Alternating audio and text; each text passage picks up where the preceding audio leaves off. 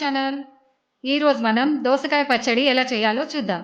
దోసకాయ పచ్చడికి కావాల్సిన ఐటమ్స్: దోసకాయ ఒకటి, తాలింపు కోసం నూనె, ఆవాలు, జీలకర్ర, పసుపు, ధనియాలు, శనగపిండి, పెరుగు, పచ్చిమిర్చి, కొత్తిమీర. ఇప్పుడు మనం దోసకాయ పచ్చడి ఎలా చేయాలో చూద్దాం.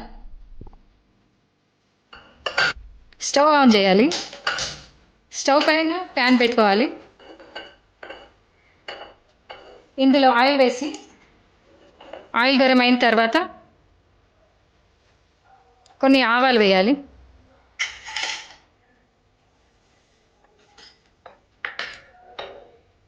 హాఫ్ టీ స్పూన్ ఆవాలు,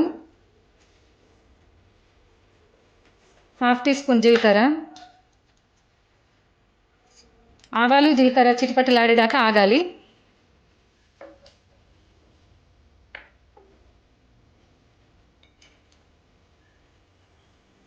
హాఫ్ టీ స్పూన్ ధనియాలు వేసుకోవాలి. ధనియాలు, ఆవాలు, జీలకర్ర బాగా వేగిన తర్వాత ఇందులో మనం పసుపు, పావు టీ స్పూన్ పసుపు వేసుకోవాలి.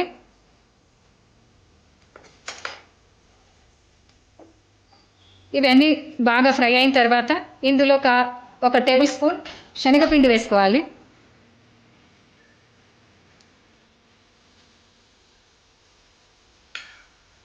శనగపిండి, పచ్చిమిర్చి ఒక 3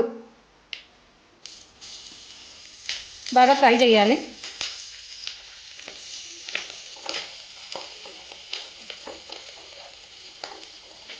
శనగపిండి కలర్ కొంచెం బ్రౌన్ కలర్ వచ్చేదాకా ఫ్రై చేసుకోవాలి.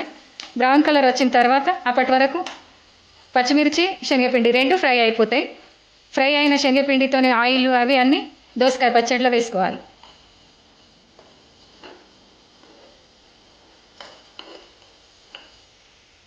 ఇప్పుడు ఇందులో కరివేపాకు వేసుకోవాలి.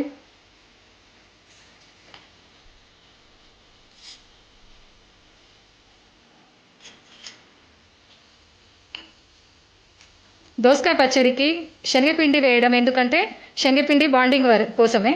శనగపిండి వేయకపోతే దోసకాయ పచ్చడి వాటర్ వాటర్ అవుతుంది. అప్పుడు మనం ఆ పచ్చడి తినలేము. శనగపిండి బాండింగ్ అయ్యేదందుకే.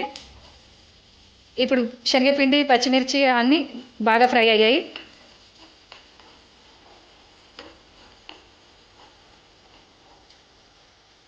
ఫ్రై అయిన ఈ ఆయిల్ని దోసకాయలో వేయాలి.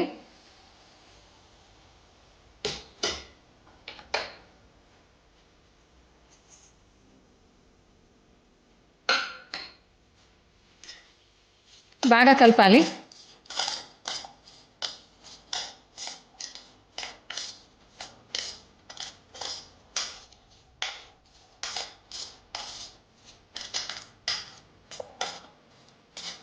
ఇందులో ఇప్పుడు పెరుగు వేయాలి.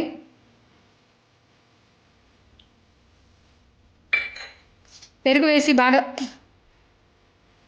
వేసి బాగా కలిపిన తర్వాత మనం లాస్ట్కి రుచికి సరిపడా ఉప్పు వేసుకుందాం.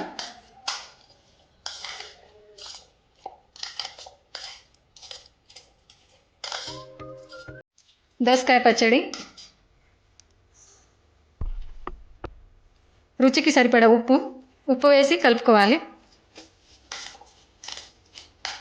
నేను వేసిన పచ్చిమిర్చి బాగా సప్పగా ఉంది, కారం అసలే లేదు. అందుకని నేను ఇందులో కొంచెం పావు టీ స్పూన్ మిర్చి పౌడర్ వేస్తున్నా. పావు టీ స్పూన్ మిర్చి పౌడర్.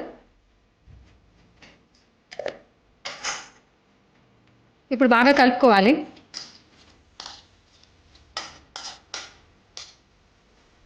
కొంచెం కొత్తిమీర వేసుకోవాలి.